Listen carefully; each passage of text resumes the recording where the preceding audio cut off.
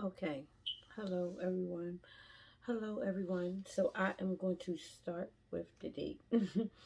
I'm sitting here laughing because it's just funny how God, when He says He's ready, He puts you right on in because I was trying to get things together and yeah.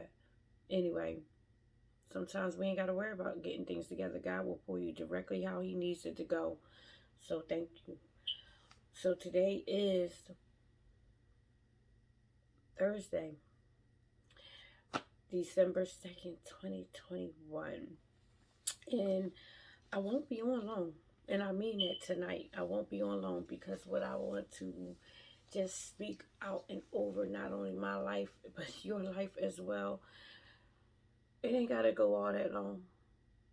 So, 40 years, 40 years did I wander all around, not really connecting with God. And this month of December has been 2 days in, but I pretty much knew exactly what God was speaking to me of how when the harvest comes, there's instructions that come with it because we have to make sure that we are doing the proper things with the harvest. We cannot hoard it for ourselves. We cannot misuse it. We cannot mistreat it. We can't get all big and boastful and proudful like we did it. That's not how it is. So instructions have to come to make sure, are we following the leader? Are we following what God is leading us to do? Are we following all of everything He needs done? So, of course, I will look up something fast, quick, in a hurry because I'm like, God, you're giving me instructions. So, I'm going to not only just say thank you for it, I'm going to read up on it so I know exactly what needs to be going on. So, in the Bible, instructions, the definition in here, a command or principle intended especially as a general rule of action and order, directions, action of practice, no, the action of practice or profession of teaching. So it's really wonderful that all of it, which is instructions, is all wrapped up in what God is doing and speaking to me about. And I had to pray and talk with Him about, God, help me really follow your instructions. Help me with following the leader. Help me with following, because as long as you are leading me, then I know for sure that you have me, because you will not have me leading you without you holding my hand and pulling me along, so I don't have to worry about, is it me? I need to pray and say, God, I really need this to be you. So it is weird because just here now I was sitting here thinking about how my mom always, as a kid, and I've said this before, I used to have a child harness on me because I would go and get lost, you know, and I thank God, because it's like, God, you can put that harness on me literally, so I'm only connected like with you. You have me. I'm going to follow right wherever you lead me to go. But it's good thing because the instructions are going to come with so much love. It's going to come with guidance. I'm not used to instructions coming like this. I'm not. So I'm like, I'm going to get used to how you are leading me, God. So I had to talk with Him because He knows me. God, help me with following you. Help me remove anything that's not like you. Anything that I may be wanting to have in my head, I want to do it like this. No, help me where I follow you. Help me, like, literally. That's why I'm saying, and tonight probably it will be follow the leader. He's leading us to the instructions. He wants us to submit and obey. And following the instructions is both submitting to the instructions, following the instructions, listening to them. I tell you, that was one of my favorite sermons I ever heard my overseer preach. It was one of the first. It was the first sermon that told me, where God spoke to me and said, that's your leader. Follow him. And now I'm putting it as where the leader died. I'm going to follow him. And this is something for me. When I say it, I'm so grateful. I'm so grateful, because whatever you doing in me, I don't need to know, but I know you got me. It's like, I know, but I know, but I know. It's just the knowing that I'm okay with him. You know, I was listening to one of my songs, because this song has been in my head today. I don't know what made it pop up, but it popped up. And I know the words is, I know who holds my hand. I know more of the words, but it comes to me. And I'm, like I said, if he's holding my hand, I'll be fine. You know, some of us are not used to actually this kind of life, this living. I will honestly say for myself, one of the hardest but best blessings ever. That's why I said not that long ago, there is lessons in the blessings and blessings in the lessons, because only God could have gotten me here. Only him. So, you know, I always go and I will find scriptures in here, and I have two that I'm going to read. And I read the Psalms 19:7 first, because I was kind of scared to go into, I'm being honest, Deuteronomy, because one, the whole Bible is a book of instruction. It's basic instructions before leaving earth. However, for me, Deuteronomy it's the beginning. The Old Testament for me is some truth. It's some real truth, real living. And I was like, Deuteronomy, no, let me go for something easy. And the reason why I was going for easy, because it was like, okay, in Psalms, I can actually, you know, read all the words and don't have to struggle. So that's where it was. However, I'm learning that that is a fair thing. Don't have that in your head, because you can pronunciate the words. You can actually do it. And I don't, even if I say a word on here or anything like that, it's who I am. I am learning. So I'm grateful right there just to reveal to you guys this truth right here. And that's actually for me following instructions to know that God has me, because I don't even know why I mentioned it, but I thank God that I did mention it, so I do know why I mentioned it. I'm being honest. My whole journal process here is truthful, so I'm being honest. Deuteronomy scared me because I was so scared that I would not pronounce the words the correct way. There we go. But that's where it is. Following instructions. Submitting, obeying, listening. So I'm going to not read Psalms first. I am actually going to go to Deuteronomy, because if it's something that, you know, you don't want to do or scared to do sometimes, means you have to do it. You have to do it. Because we're not used to that push. We're not used to going. We're not used to moving. But I'm telling you, we have to. Don't be afraid, because step out. Step out on faith. Faith is the thin, fine, bold line. So step out on it and go and do it. Trust God that he has you. He's not going to fail you. He's not going to leave you, forsake you. He won't do it. So step on out. So I'm going to read, it's Deuteronomy 2, chapter 2, verse 1.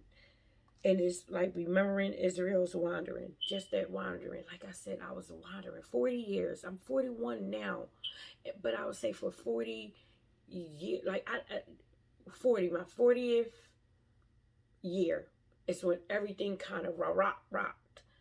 So that 40 years of wandering for me was true. I didn't even realize this woman, Audrey Lane, actually existed.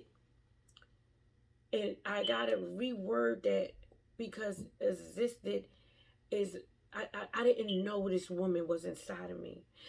So I was just existing versus living. Like my overseer says, thank God that now I know what it is to live, what it is to actually live. Are you living? Are you living? Or really, are you just existing? I'm no longer existing. I'm living. I'm trusting. I'm moving. I'm trusting. Trusting is a big thing for me. I didn't do it before.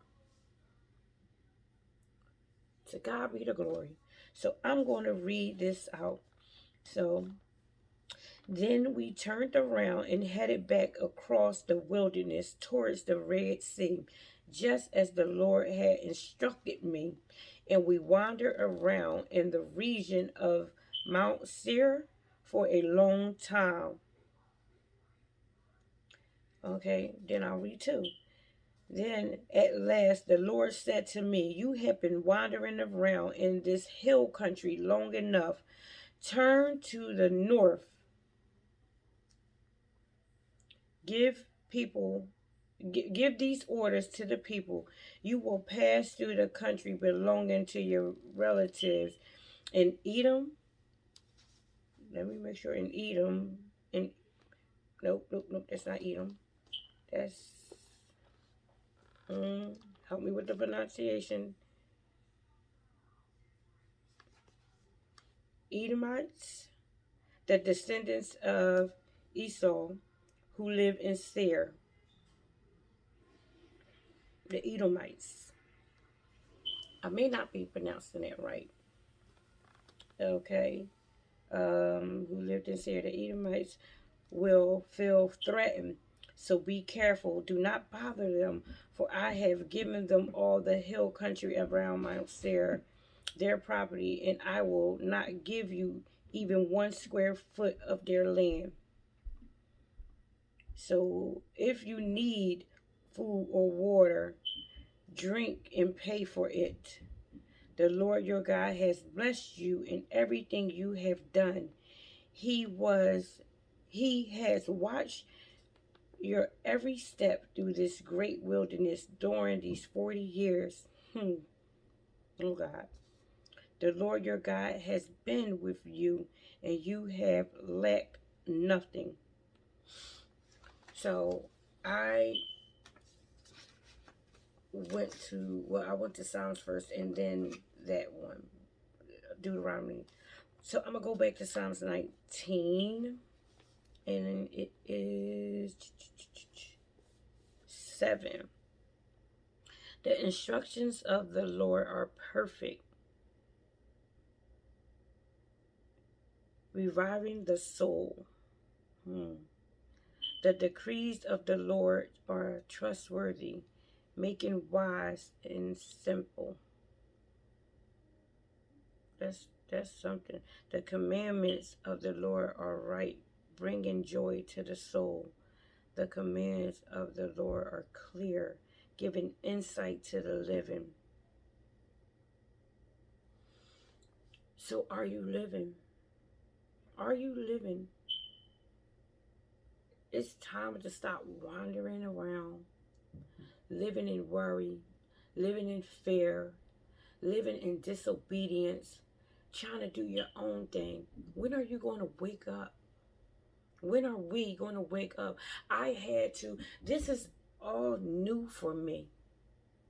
And sometimes we are so scared of change that we will go back into what we feel like, okay, this is, okay and comfortable for me.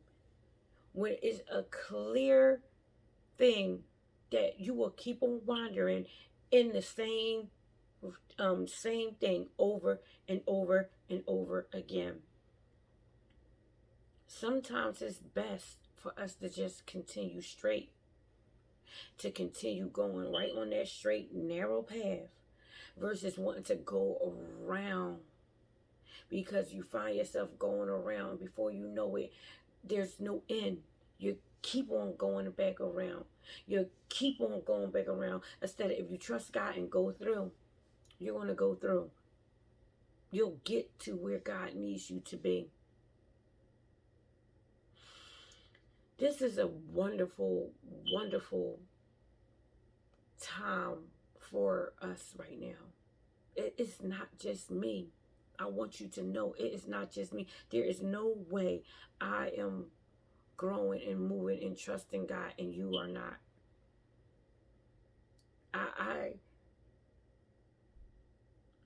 I will ask you to definitely, because if you don't know how to have a relationship, because I didn't know how. Yes, grew up in the church, mother, grandmother, evangelist, everything, all of that. The man I call my father, a pastor, retired. The other man who I call my father is a retired cook and all of that. Haven't seen him in years, but grew up in the church and everything.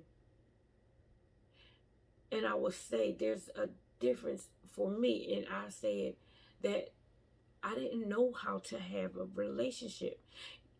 No, you can watch everyone around you have one, but it's nothing like when you have and develop your own genuine one-on-one communication with him.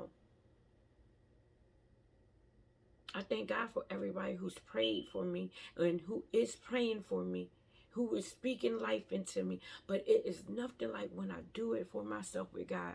When I sit down with him and I bust it up. And how about this? I don't have to worry about it being no formal type thing. I speak with him everywhere I am. Everywhere I am.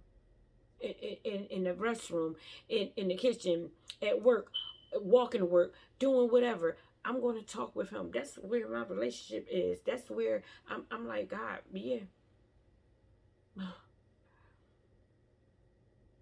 Didn't know that this. Some people probably think, you know what, now we have it different where we walk around with headphones in our ears, or any other time, you know, people might have thought that, oh, she's talking to herself, something's going on. No, I'm not crazy. Yep, I'm having a full-fledged conversation. God, yep. Definitely. It's an amazing, wonderful thing. You guys can have it.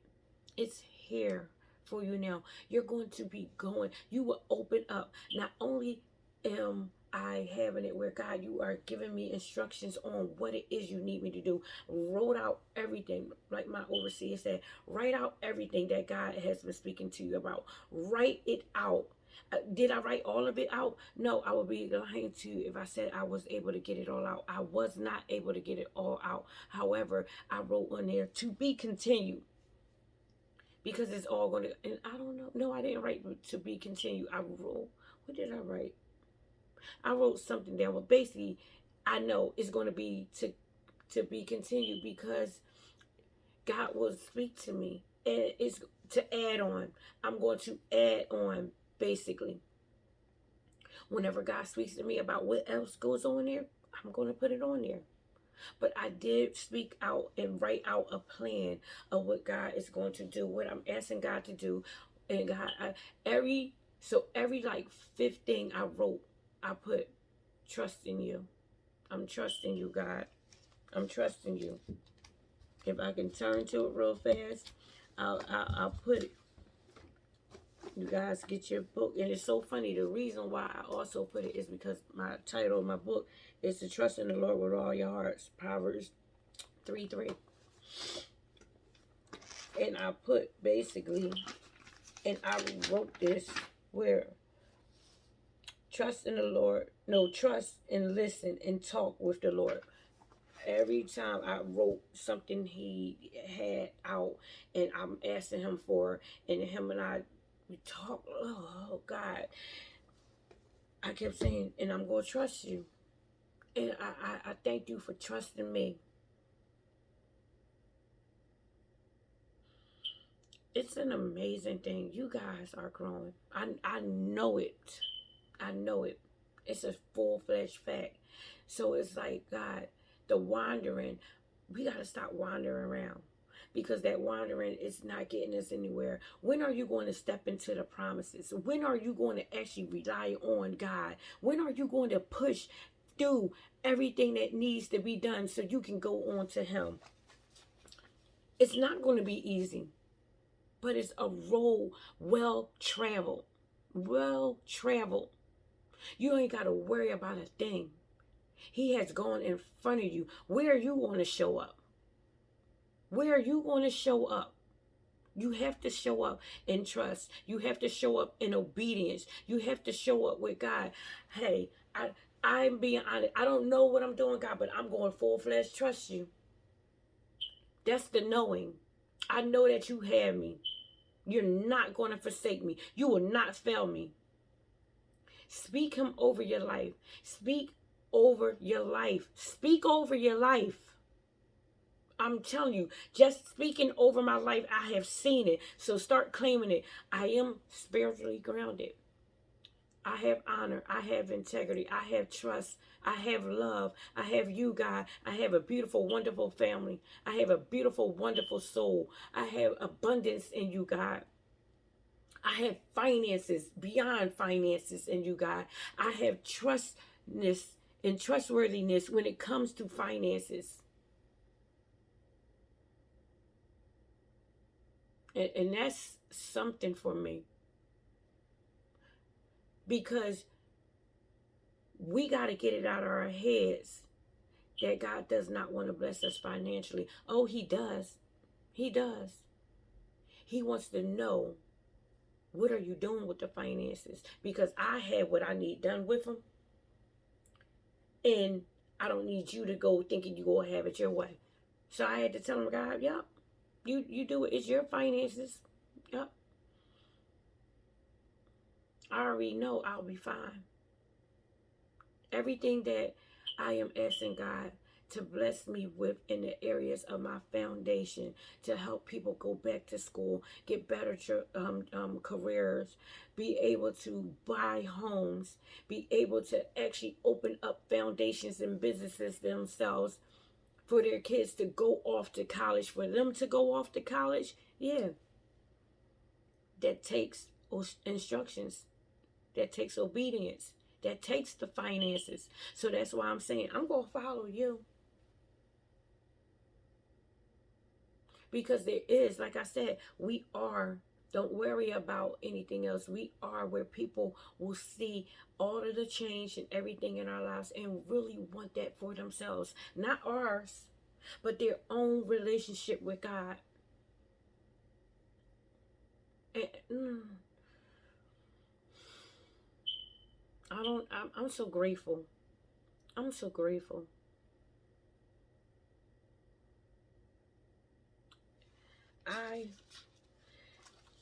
It gets me where the enemy thought that he was going to get me down, that he was going to keep me low, he was going to belittle me, he was going to have me down into the pits.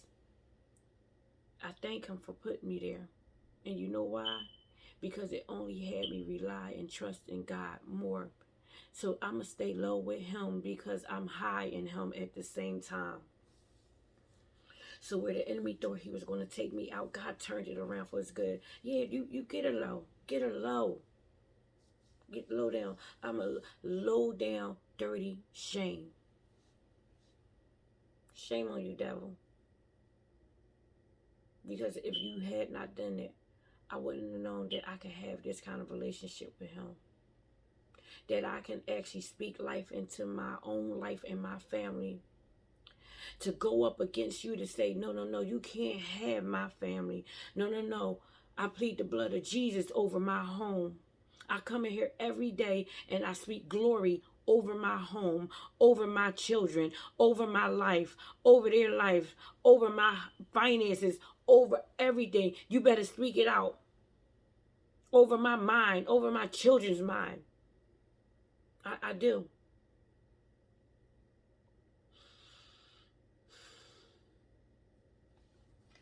And I have no problem speaking it over my soon-to-be ex-husband. Yeah. Why? Why not? Everyone connected to me, everyone connected to me shall prosper. Whether we together or not. Don't live in no hurt and pity.